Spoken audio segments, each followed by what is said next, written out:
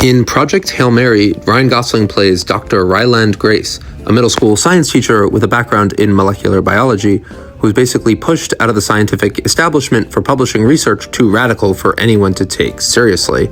He wakes up alone on a spacecraft with no memory of how he got there, 2 dead crewmates, and a computer that has to teach him his own name. Slowly, his memory comes back in pieces, and we start to understand what's actually going on. And what's at stake is pretty much everything.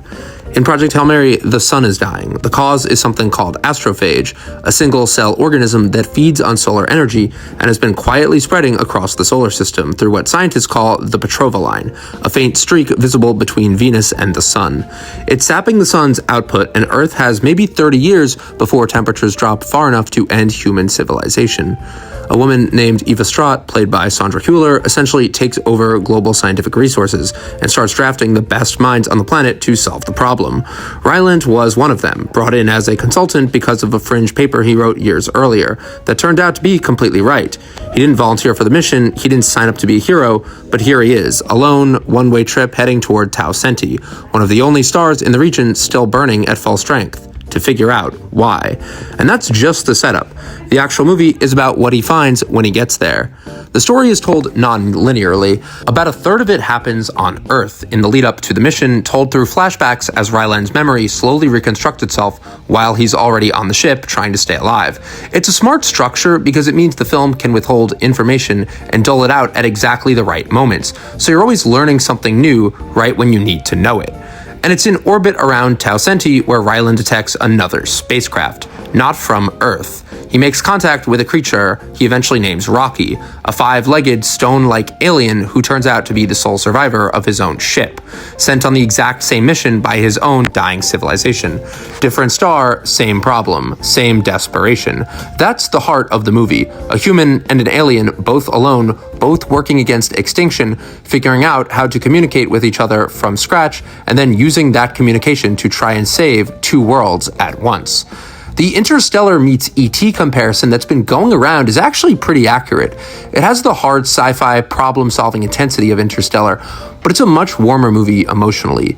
The better comparisons might actually be The Martian and Apollo 13, films where there's no real villain, just an enormous problem that needs to be solved. And watching smart people work methodically through that problem is gripping. There are no big dramatic speeches before a climax. There's not really any fake-out deaths, although there's something kind of similar to that. But they don't really have any of that Marvel-style manufactured tension where you can feel the screenplay mechanics clinking underneath every scene. The conflict in this movie is real and enormous. The sun is dying, multiple civilizations might go extinct, but the film is weirdly calm about it. It trusts the science and the characters to carry the weight, and they do. A huge part of why that works is Drew Goddard's screenplay.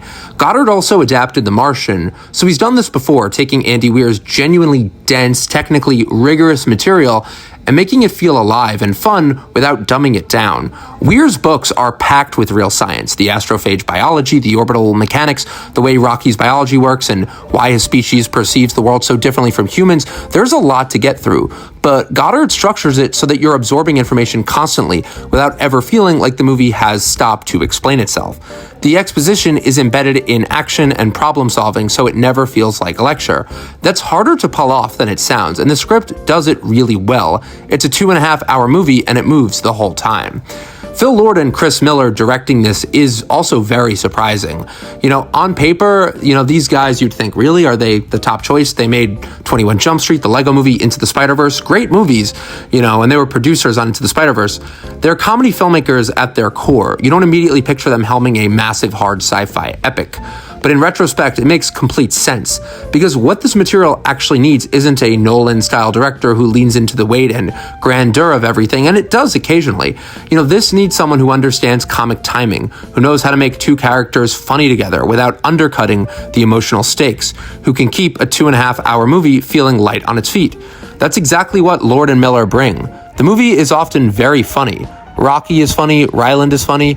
The way they slowly build a language to communicate with each other is funny, and it can also be moving. And that tonal balance is really difficult to maintain, and Project Hail Mary does it really well. And then visually, they just went all in. There's no green screen in this movie. The directors confirmed this publicly.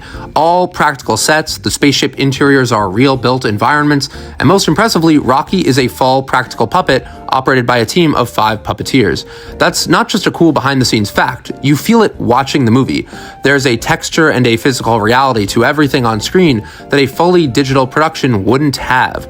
Gosling is reacting to something actually in the room with him, and that grounds every scene they share in a way that makes the emotional payoff land so much harder.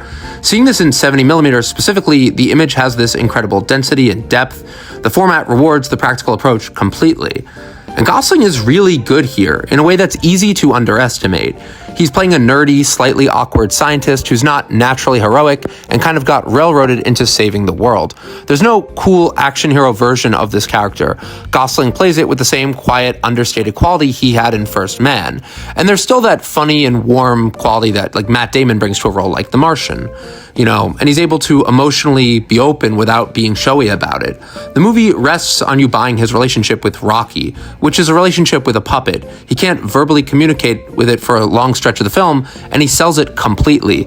By the end, you're invested in Rocky as a character, and that's largely because of how Gosling plays every scene with him. The editing is also fantastic. It very different from a Marvel movie. This is not holding your hand, telling you where to look, where to feel. It has very confident editing, and I think Daniel Pemberton's score is also worth talking about. It's very Spielbergian, very influenced by John Williams. There's big, sweeping emotional cues that, seem like they tell you exactly how to feel, but they're not manipulative about it. Pemberton has worked with Lord and Miller before on the Spider-Man animated films, and you can hear that they're on the same page. The score does a lot of heavy lifting in the quieter emotional moments, and it earns it.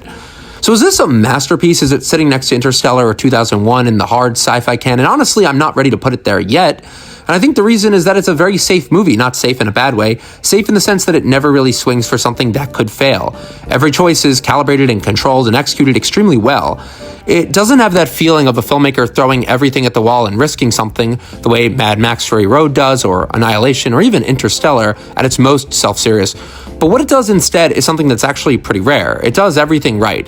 It's funny and technically rigorous and emotionally genuine and visually stunning, and it's a faithful adaptation of a book that should have been very hard to adapt. A Hollywood blockbuster that works on every single level it's trying to work on is not a small thing. Those don't come around that often. And I read Project Hail Mary, and there is a lot of stuff in this book that gets cut out, but I think that's the right move. Because if you want a fast-paced, blockbuster, you don't need the geopolitical stuff going on in the book.